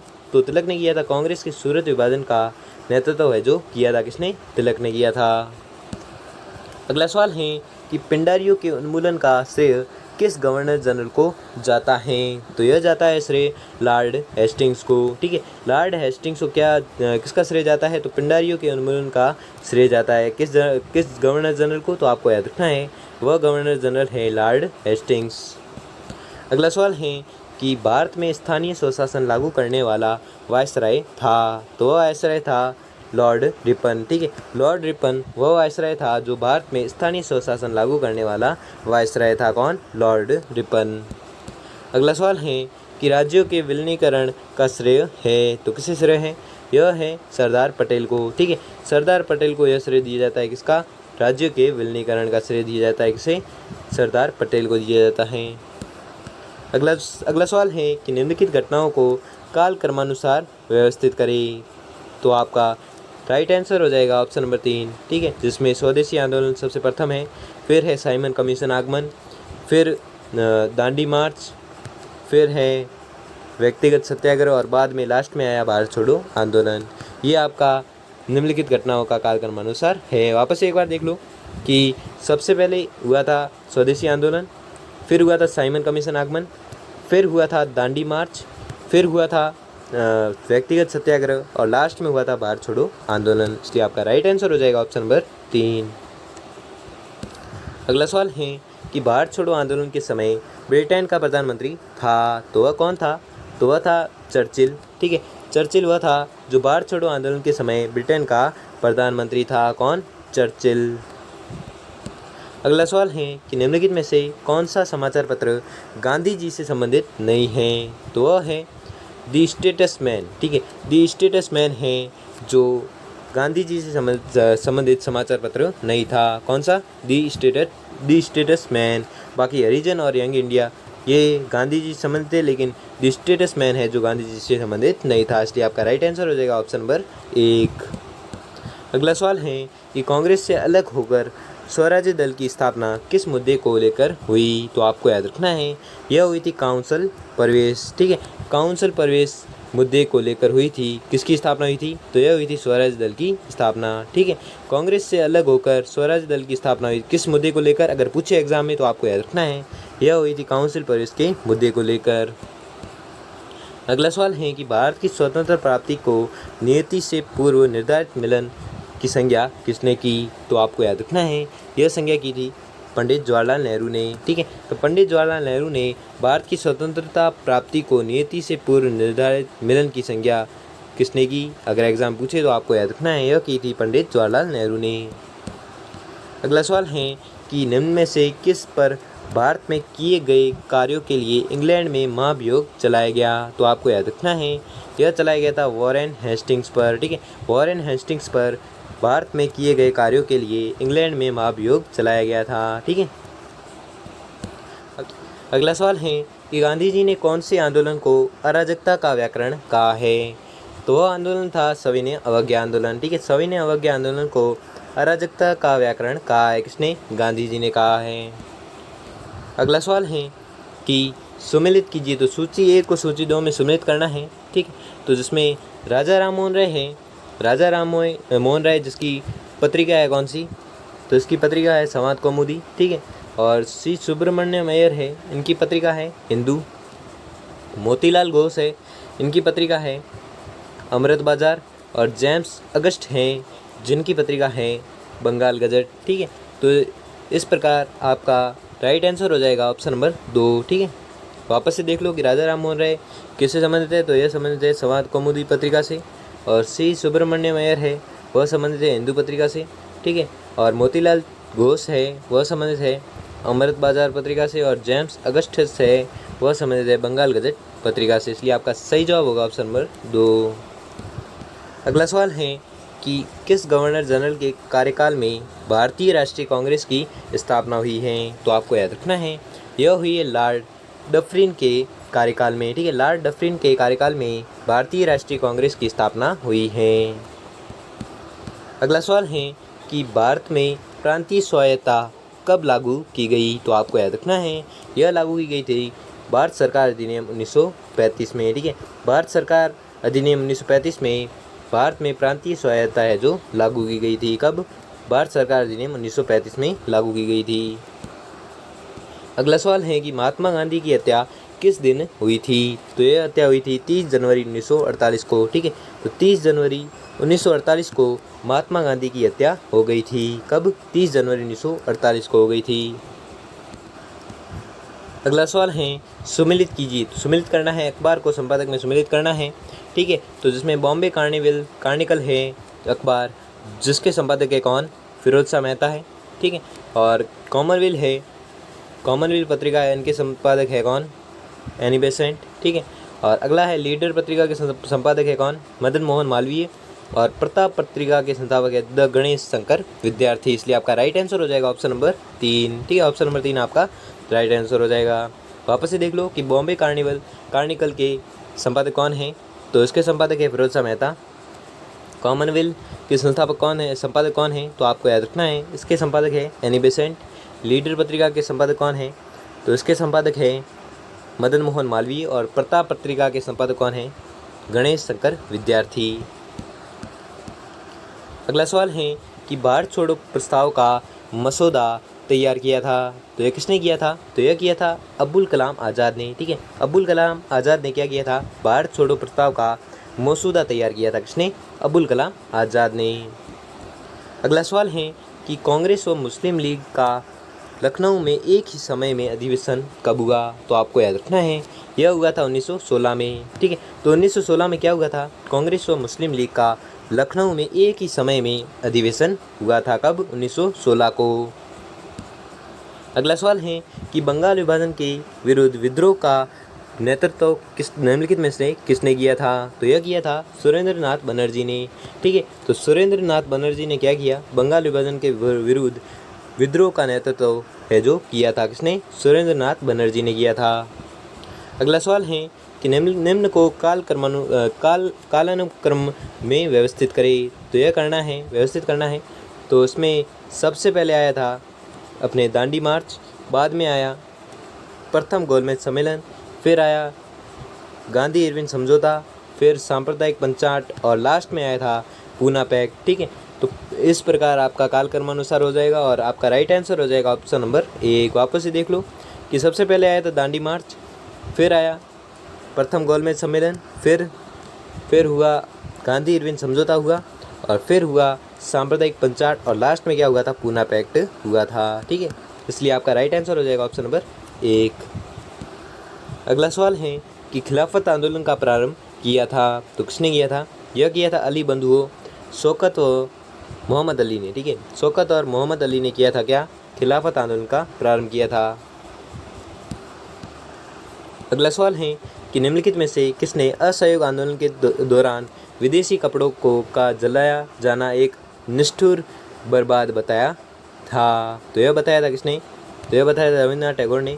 ठीक है, रविन्द्रनाथ टैगोर ने असहयोग आंदोलन के दौरान विदेशी कपड़ों का जताया जाना एक निष्ठुर बर्बादी बताया था, किसने, रविन्द्रनाथ टैगोर ने। इसे जूम आउट कर देते हैं। ठीक है, अगला सवाल है कि स्वतंत्रता आंदोलन के परिप्रेक्ष्य में सूची 1 एवं सूची 2 को सम्मिलित कीजिए, तो सूची 1 एवं सूची 2 को सम्मिलित करना है। ठीक है, तो कांग्रेस द्वारा भारत छोड़ो आंदोलन का प्रस्ताव पारित हुआ, तो कब हुआ था, तो यह हुआ था 8 अगस्त 1942 को। ठीक है, तो 8 अगस्त 1942 को क्या हुआ था, कांग्रेस द्वारा भारत छोड़ो आंदोलन का प्रस्ताव है जो पारित हुआ था। अगला है कि प्रत्यक्ष कार्यवाही दिवस, तो प्रत्यक्ष कार्यवाही दिवस कब मनाया जाता है, तो यह मनाया जाता है कब, तो यह मनाया जाता है 16 अगस्त 1946 को। ठीक है, और CR दास फार्मूला संख्या यह हुआ था कब, तो आपको याद रखना है यह हुआ था मार्च 1944 को। शिमला सम्मेलन है यह हुआ था कब, तो शिमला सम्मेलन हुआ था 25 जून 1945 को। और लास्ट है कि अंतरिम सरकार का गठन, तो अंतरिम सरकार का गठन हुआ था सितंबर 1946 को, इसलिए आपका राइट आंसर हो जाएगा ऑप्शन नंबर 4। वापस से देख लो कि कांग्रेस द्वारा भारत छोड़ो आंदोलन का प्रस्ताव है जो पारित हुआ था कब हुआ था, तो यह पारित हुआ था 8 अगस्त 1942 को। अगला है कि प्रत्यक्ष कार्यवाही दिवस, तो प्रत्यक्ष कार्यवाही दिवस है जो 16 अगस्त 1946 को हुआ था। अगला है कि CR दास फार्मूला संख्या है जो यह हुआ था मार्च 1949 को। और शिमला सम्मेलन है जो हुआ था यह हुआ था 25 जून 1945 को। और लास्ट है कि अंतरिम सरकार का गठन है जो यह हुआ था सितंबर 1946 को। ठीक है, अगला सवाल है, इसे वापस जूम कर देते हैं। अगला सवाल है कि चोरी चौरा घटना कब घटित हुई थी, तो यह हुई थी 1922 को। ठीक है, तो 1922 को क्या हुआ था, तो 1922 को हुआ था चोरी चौरा घटना घटित हुई थी। अगला सवाल है कि भारत विभाजन के लिए मोहम्मद अली जिन्ना को सर्वाधिक उत्तरदायी किसने ठहराया है, तो यह ठहराया है लॉर्ड माउंटबेटन ने। ठीक है, लॉर्ड माउंटबेटन ने भारत विभाजन के लिए मोहम्मद अली जिन्ना को सर्वाधिक उत्तरदायी ठहराया था, किसने, लॉर्ड माउंटबेटन ने। अगला सवाल है कि स्वराज पार्टी का गठन किया था, तो किसने किया था, तो यह किया था CR दास तथा मोतीलाल नेहरू ने। ठीक है, CR दास तथा मोतीलाल नेहरू ने स्वराज पार्टी का गठन किया था। अगला सवाल है, इसको जूम कर देते हैं पहले, ठीक है। तो अगला सवाल है कि सुमेलित करें, सूची 1 को सूची 2 में सुमेलित करना है, ठीक है। जिसमें कांग्रेस का पूर्ण स्वराज्य प्रस्ताव जो पारित हुआ था कब हुआ था, तो यह हुआ था 31 दिसंबर 1929 को। और पूर्ण स्वराज्य दिवस यह हुआ था 26 जनवरी को पारित हुआ था। प्रथम गोलमेज सम्मेलन यह हुआ था कब हुआ था, तो आपको याद रखना है, यह हुआ था 12 नवंबर 1930 को। दांडी मार्च, तो दांडी मार्च हुआ था 12 मार्च 1930 को। और द्वितीय गोलमेज सम्मेलन है जो हुआ था आपके 5 सितंबर 1931 को, ठीक है। तो आपका राइट आंसर हो जाएगा ऑप्शन नंबर 2, ठीक है। वापस से देख लो कि कांग्रेस का पूर्ण स्वराज्य प्रस्ताव कब हुआ था, तो यह हुआ था 31 दिसंबर 1929 को। पूर्ण स्वराज्य दिवस कब मनाया जाता है, तो यह मनाया जाता है 26 जनवरी को, ठीक है। प्रथम गोलमेज सम्मेलन यह हुआ था कब, तो यह हुआ था 12 नवंबर 1930 को। दांडी मार्च तो यह हुआ था 12 मार्च 1930 को। और द्वितीय गोलमेज सम्मेलन है जो हुआ था 5 सितंबर 1931 को, ठीक है। तो आपको याद रखना है। अगला सवाल है कि हिंदू महासभा के संस्थापक थे, तो कौन थे, वह थे श्री ओम प्रकाश, ठीक है। श्री ओम प्रकाश है जो हिंदू महासभा के संस्थापक थे। अगला सवाल है कि लाहौर में साइमन कमीशन के बहिष्कार का नेतृत्व किसने किया था, तो यह किया था लाला लाजपत राय ने, ठीक है। लाला लाजपत राय ने लाहौर में साइमन कमीशन के बहिष्कार का नेतृत्व किया था, किसने, लाला लाजपत राय ने। इसको जूम आउट कर देते हैं वापस से, ठीक है। तो अगला सवाल है कि सूची 1 को सूची 2 में सम्मिलित करना है, ठीक है। जिसमें वेदों की और लोटो यह संबंधित था किससे, दयानंद सरस्वती से, ठीक है। अगला है कि होम रूल आंदोलन, तो होम रूल आंदोलन संबंधित था किससे, बाल गंगाधर तिलक से। बोधान आंदोलन, तो बोधान आंदोलन था जो संबंधित था किससे, यह संबंधित था आपके विनोबा भावे से, ठीक है। अलीगढ़ आंदोलन जो संबंधित था सैयद अहमद खां से। और लास्ट है खिलाफत आंदोलन जो संबंधित था मोहम्मद शौकत अली से, ठीक है। तो आपका राइट आंसर हो जाएगा ऑप्शन नंबर 2, ठीक है। वापस से एक बार देख लो कि वेदों की और लोटो यह जो नारा था यह किसने दिया था, तो दयानंद सरस्वती दिया था, ठीक है। होम रूल आंदोलन था यह संबंधित था किससे, बाल गंगाधर तिलक से। बुद्धान आंदोलन था जो संबंधित था विनोबा भावे से। अलीगढ़ आंदोलन था जो संबंधित था आपके सैयद अहमद खां से। और खिलाफत आंदोलन था जो संबंधित था मोहम्मद शौकत अली से। इसलिए आपका राइट आंसर हो जाएगा ऑप्शन नंबर 2। वापस इसको जूम कर देते हैं। अगला सवाल है कि हमारे राष्ट्रीय चिन्ह में सत्यमेव जयते किस स्थान पर अंकित हैं, तो आपको याद रखना है यह अंकित है सबसे नीचे, ठीक है। तो सबसे नीचे क्या अंकित है, सत्यमेव जयते, कहाँ पर, राष्ट्रीय चिन्ह में, ठीक है। हमारे राष्ट्रीय चिन्ह में सत्यमेव जयते किस स्थान पर अंकित है, अगर पूछे एग्जाम में तो आपको याद रखना है सबसे नीचे अंकित हैं। अगला सवाल है कि प्रथम बार स्वदेशी आंदोलन कब भारत में आरंभ हुआ, तो आपको याद रखना है यह हुआ था बंगाल विभाजन विरोधी आंदोलन में, ठीक है। बंगाल विभाजन विरोधी आंदोलन में प्रथम बार स्वदेशी आंदोलन भारत में आरंभ हुआ था कब, तो आपको याद रखना है यह हुआ था बंगाल विभाजन विरोधी आंदोलन में प्रारंभ हुआ था या आरंभ हुआ था, ठीक है। अगला सवाल है कि गांधी जी का दांडी मार्च निम्नलिखित में से किस आंदोलन से संबंधित था, तो आपको याद रखना है यह संबंधित था सविनय अवज्ञा आंदोलन से, ठीक है। सविनय अवज्ञा आंदोलन से संबंधित था क्या, गांधी जी का दांडी मार्च, ठीक है। गांधी जी का दांडी मार्च है जो सविनय अवज्ञा आंदोलन से संबंधित था। अगला सवाल है कि निम्नलिखित में से किसने भारत का संविधान बनाने के लिए संविधान सभा की रचना करने का विचार सर्वप्रथम प्रस्तुत किया, तो आपको याद रखना है यह किया था स्वराज दल ने, ठीक है। स्वराज दल ने भारत का संविधान बनाने के लिए संविधान सभा की रचना करने का विचार है जो सर्वप्रथम प्रस्तुत किया था किसने, स्वराज दल ने। अगला सवाल है कि लंदन में इंडियन होम रूल सोसाइटी को प्रारंभ किया था, तो किसने किया था, यह किया था श्याम जी कृष्ण वर्मा ने, ठीक है। श्याम जी कृष्ण वर्मा ने लंदन में इंडियन होम रूल सोसाइटी को प्रारंभ किया था, किसने किया था, श्याम जी कृष्ण वर्मा ने। अगला सवाल है कि लोकमान्य के नाम से प्रसिद्ध थे, तो वह थे बाल गंगाधर तिलक, ठीक है। बाल गंगाधर तिलक है जो लोकमान्य के नाम से भी प्रसिद्ध थे, कौन, बाल गंगाधर तिलक। अगला सवाल है कि साइमन कमीशन विरोधी प्रदर्शन के दौरान लाहौर में पुलिस लाठीचार्ज में घायल हुए नेता थे, तो वह नेता कौन थे, वह थे लाला लाजपत राय, ठीक है। लाला लाजपत राय वह नेता थे जो साइमन कमीशन विरोधी प्रदर्शन के दौरान लाहौर में पुलिस लाठीचार्ज में घायल हुए थे। कौन? लाला लाजपत राय। अगला सवाल है कि भारत के स्वतंत्र संग्राम के दौरान निम्नलिखित घटनाओं का सही कालक्रम अनुसार बताइए, कौन सा है? तो आपको याद रखना है, वह है चोरा चोरी कांड, स्वराज पार्टी का गठन, साइमन कमीशन और गांधी इरविन समझौता। ये आपका काल क्रमानुसार है और इसलिए आपका राइट आंसर हो जाएगा ऑप्शन नंबर 1। ठीक है, वापस से देख लो कि सबसे पहले हुआ था चोरा चोरी कांड, बाद में हुआ था स्वराज पार्टी का गठन हुआ था, फिर हुआ था साइमन कमीशन और फिर हुआ था गांधी इरविन समझौता। इसलिए आपका राइट आंसर हो जाएगा ऑप्शन नंबर 1। अगला सवाल है कि किसने लंदन में आयोजित तीनों गोलमेज सम्मेलनों में भाग लिया? तो आपको याद रखना है, यह लिया था B.R. अम्बेडकर ने। ठीक है, B.R. अम्बेडकर ने लंदन में आयोजित तीनों गोलमेज सम्मेलन में भाग लिया था। किसने लिया था? तो यह लिया था B.R. अम्बेडकर ने। अगला सवाल है कि एशियन विकास बैंक का मुख्यालय कहाँ पर स्थित है? तो यह स्थित है मनीला में। ठीक है, तो मनीला में क्या स्थित है? एशियन विकास बैंक का मुख्यालय जो स्थित है कहाँ पर? मनीला में। अगला सवाल है कि भारतीय राष्ट्रीय कांग्रेस के संस्थापक श्री A.O. ह्यूम सेवानिवृत्त होने से पूर्व किस जिले के कलेक्टर रहे? तो यह रहे थे इटावा के। ठीक है, इटावा के कलेक्टर रहे थे कौन? A.O. ह्यूम। ठीक है, A.O. ह्यूम है जो राष्ट्रीय कांग्रेस के संस्थापक हैं, जो सेवानिवृत्त होने से पहले इटावा जिले के कलेक्टर थे। किस जिले के कलेक्टर थे? तो आपको याद रखना है, इटावा जिले के कलेक्टर थे कौन? श्री A.O. ह्यूम। अगला सवाल है कि ब्रिटिश सरकार द्वारा ICS परीक्षा भारत में सर्वप्रथम किस वर्ष आयोजित की गई? तो आपको याद रखना है, यह आयोजित की गई थी 1923 में। ठीक है, तो 1923 में क्या किया गया? ब्रिटिश सरकार द्वारा ICS परीक्षा भारत में सर्वप्रथम आयोजित की गई। कहाँ पर? कब की गई? 1923 में की गई। कहाँ पर की गई? तो भारत में।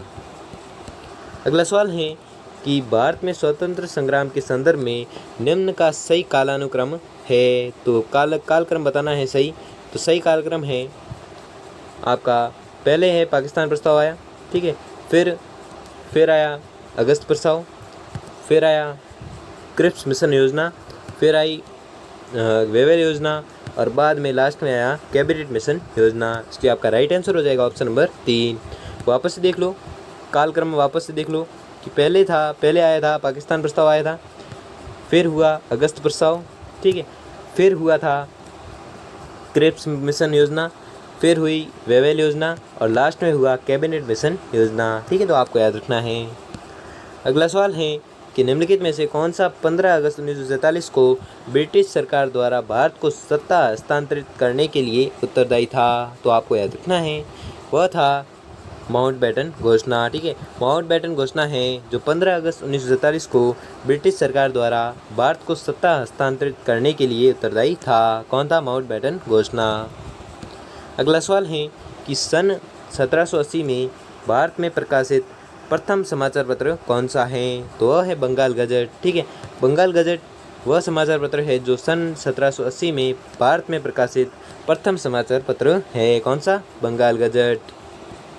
अगला सवाल है कि बंगाल विभाजन कब हुआ था? तो यह हुआ था 1905 को। ठीक है, तो 1905 को क्या हुआ था? तो 1905 को हुआ था बंगाल विभाजन हुआ था।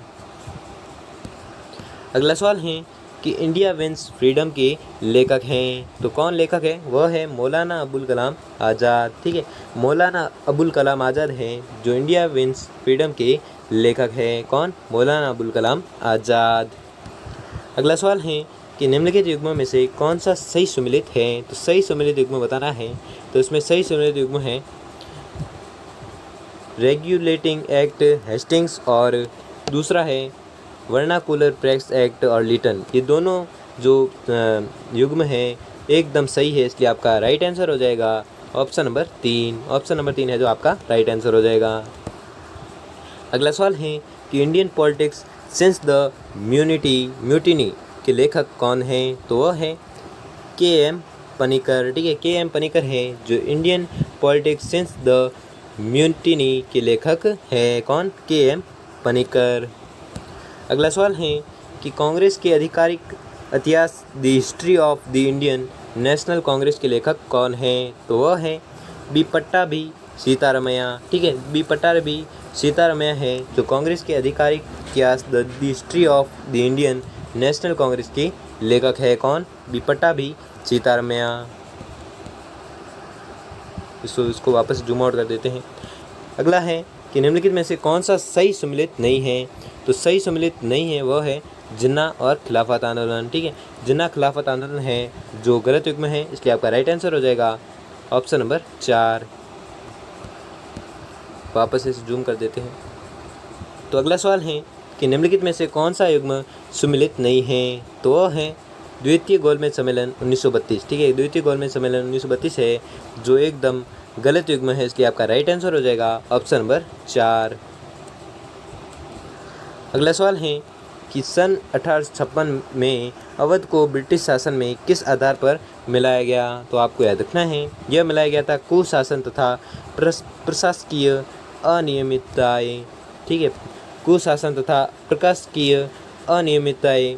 सन 1856 में अवध को ब्रिटिश शासन में किस आधार पर मिलाया गया? अगर यह प्रश्न पूछा गया तो यह मिलाया गया था कुशासन तथा प्रशासकीय अनियमितताएं के आधार पर मिलाया गया था। क्या मिलाया गया था? 1856 में अवध को ब्रिटिश शासन में मिलाया गया था। अगला सवाल है कि महात्मा गांधी ने 1930 में सविनय अवज्ञा आंदोलन कहाँ से शुरू किया? तो यह शुरू किया था दांडी से। ठीक है, दांडी से शुरू किया था। क्या किया था? सविनय अवज्ञा आंदोलन किया था। और कब किया था? तो 1930 में किया था। और किसने किया था? तो महात्मा गांधी ने किया था। तो इसे जूम आउट कर देते हैं पहले। अगला है कि सम्मिलित कीजिए। तो सूची 1 को सूची 2 में सम्मिलित करना है। ठीक है, तो जिसमें ईस्ट इंडिया एसोसिएशन जिसकी स्थापना की थी किसने? दादा भाई नौरोजी ने इसकी स्थापना की थी।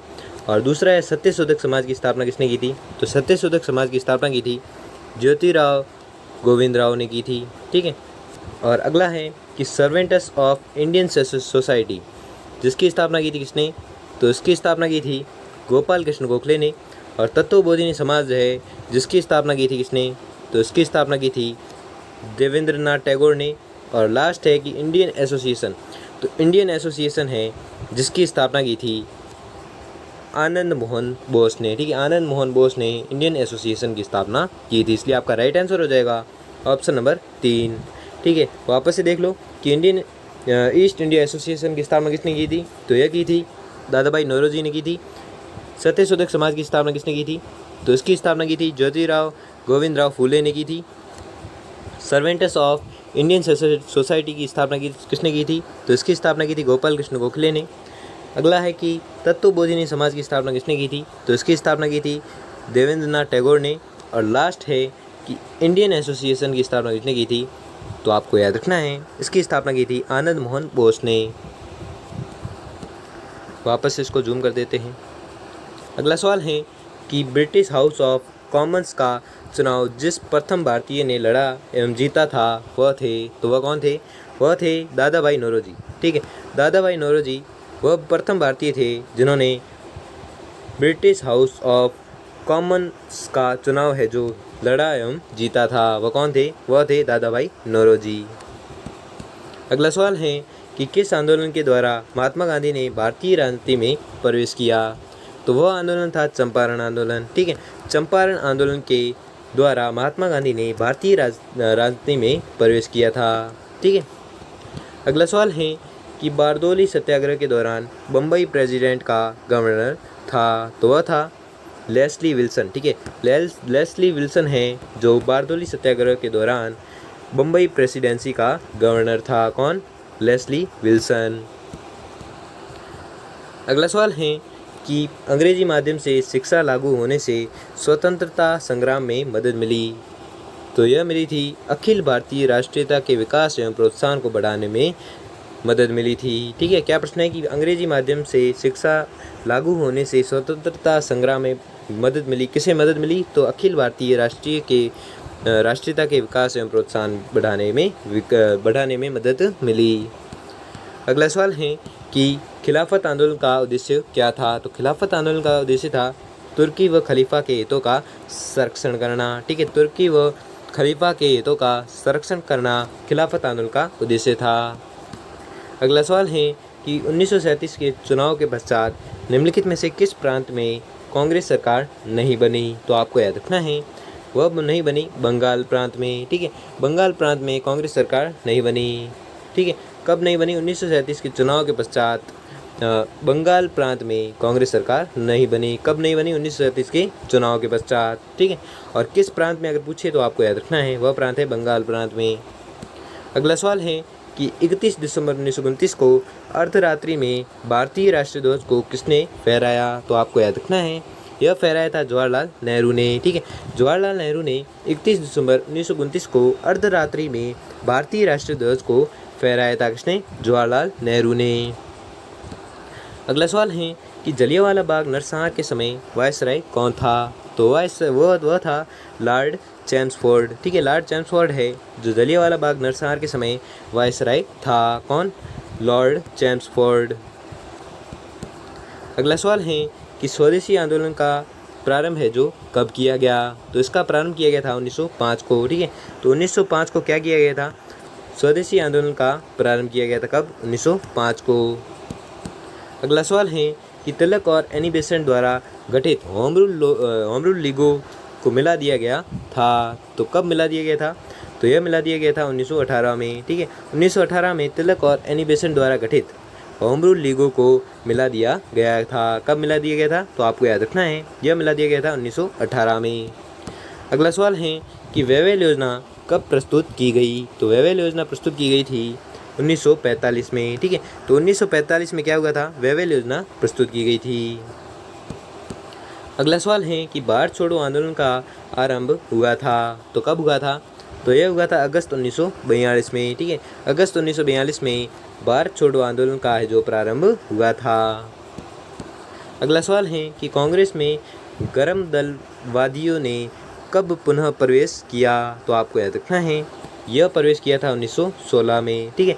तो 1916 में कांग्रेस में गरम दलवादियों ने पुनः प्रवेश किया था। कब किया था? 1916 में। अगला सवाल है कि 1931 में कांग्रेस के कराची अधिवेशन में मूल अधिकारों पर प्रस्ताव का प्रारूप निम्नलिखित में से किसने बनाया? तो आपको याद रखना है, यह बनाया था जवाहरलाल नेहरू ने, ठीक है। जवाहरलाल नेहरू ने 1931 में कांग्रेस के कराची अधिवेशन में मूल अधिकारों पर प्रस्ताव का प्रारूप किसने बनाया था? अगर पूछे एग्जाम में तो आपको याद रखना है, यह बनाया था जवाहरलाल नेहरू ने। अगला सवाल है कि कांग्रेस के लखनऊ अधिवेशन क्या हुआ था? कांग्रेस और मुस्लिम लीग में समझौता हुआ था, ठीक है। कांग्रेस के लखनऊ अधिवेशन में कांग्रेस और मुस्लिम लीग में समझौता हुआ था, ठीक है। तो आपको याद रखना है, और यह अधिवेशन हुआ कब था? तो आपको याद रखना 1916 को हुआ था। अगला सवाल है कि ब्रिटिश शासन के दौरान प्रथम कांग्रेस मंत्रिमंडल कब बने? तो आपको याद रखना है, यह बने थे 1937 में, ठीक है।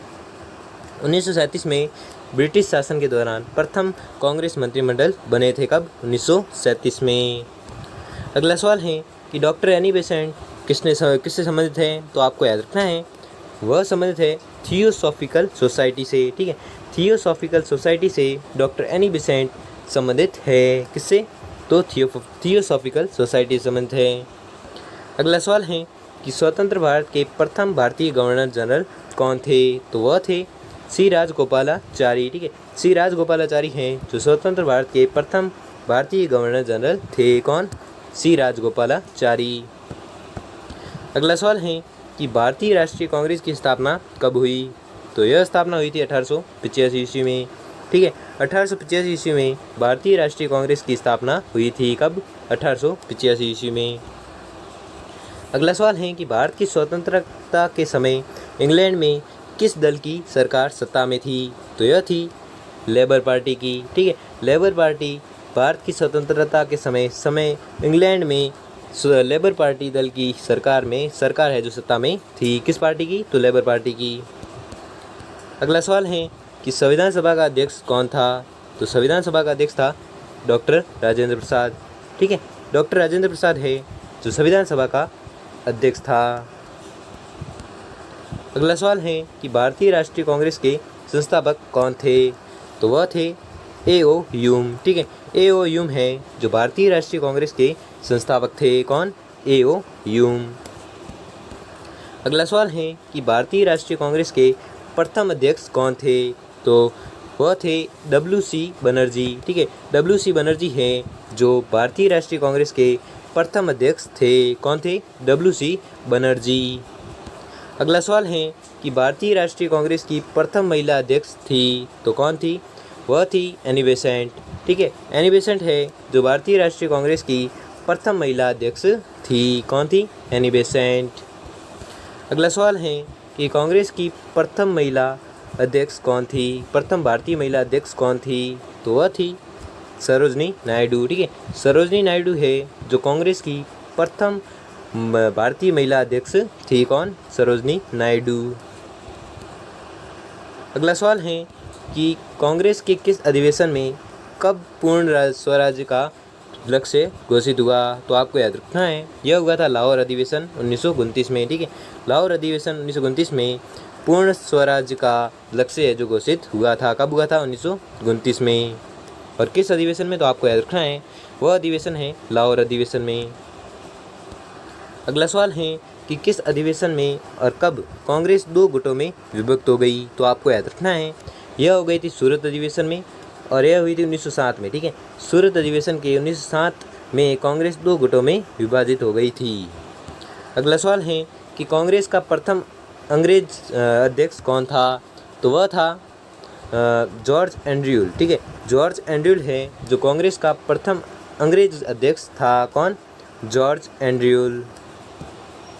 अगला सवाल है कि बंगाल विभाजन के लिए उत्तरदायी कौन था? तो बंगाल विभाजन के लिए उत्तरदायी था लॉर्ड कर्जन। ठीक है, लॉर्ड कर्जन है जो बंगाल विभाजन के लिए उत्तरदायी था। कौन? Lord Curzon. अगला सवाल है कि जलियांवाला बाग नरसंहार कब हुआ था? तो यह हुआ था 13 अप्रैल 1919 को। ठीक है, 13 अप्रैल 1919 को जलियांवाला बाग नरसंहार हुआ था। कब हुआ था? 13 अप्रैल 1919 को। अगला सवाल है कि जलियांवाला बाग नरसंहार के लिए उत्तरदायी कौन था? तो वह था जनरल डायर। ठीक है, जनरल डायर है जो जलियांवाला बाग नरसंहार के लिए उत्तरदायी था। कौन था? General Dyer. अगला सवाल है कि गांधी जी का जन्म कहाँ पर हुआ था? तो गांधी जी का जन्म हुआ था पोरबंदर में। ठीक है, पोरबंदर में हुआ था किसका जन्म? तो आपको याद रखना है, पोरबंदर में जन्म हुआ था किसका? गांधी जी का। और अगला सवाल है कि सर्वेंट्स ऑफ इंडिया सोसाइटी की स्थापना किसने की? तो सर्वेंट ऑफ सोसाइटी की स्थापना की थी गोपाल कृष्ण गोखले ने। ठीक है, गोपाल कृष्ण गोखले ने सर्वेंट्स ऑफ इंडिया सोसाइटी की स्थापना की थी। किसने? गोपाल कृष्ण गोखले ने। अगला सवाल है कि गदर पार्टी की स्थापना किसने की? तो गदर पार्टी की स्थापना की थी लाला हरदयाल ने। ठीक है, लाला हरदयाल ने गदर पार्टी की स्थापना की थी। किसने? लाला हरदयाल ने। अगला सवाल है कि लौह पुरुष के नाम से विख्यात हैं। तो लौह पुरुष के नाम से विख्यात कौन है? तो आपको याद रखना है, वह है वल्लभ भाई पटेल। ठीक है, वल्लभ भाई पटेल है जो लौह पुरुष के नाम से विख्यात हैं। अगला सवाल है कि बारडोली सत्याग्रह का संचालन किसने किया? तो यह किया था सरदार पटेल ने। ठीक है, सरदार पटेल ने बारडोली सत्याग्रह का है जो संचालन किया था। किसने? सरदार पटेल ने। अगला सवाल है कि सरदार पटेल को सरदार की उपाधि किस आंदोलन के सफल संचालन के बाद मिली? तो आपको याद रखना है, यह मिली थी बारडोली आंदोलन में। ठीक है, बारडोली आंदोलन के सफल संचालन के बाद मिली। किसको उपाधि मिली? तो सरदार पटेल को सरदार की उपाधि मिली थी। किस आंदोलन के सफल होने के पश्चात? तो आपको याद रखना है, वह आंदोलन था बारडोली आंदोलन के पश्चात।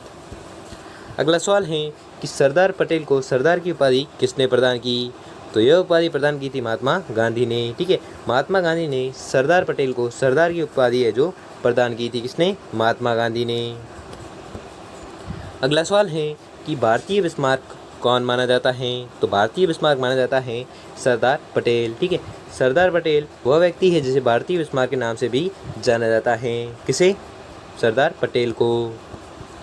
अगला सवाल है कि भारतीय एकीकरण का श्रेय किसको प्राप्त है?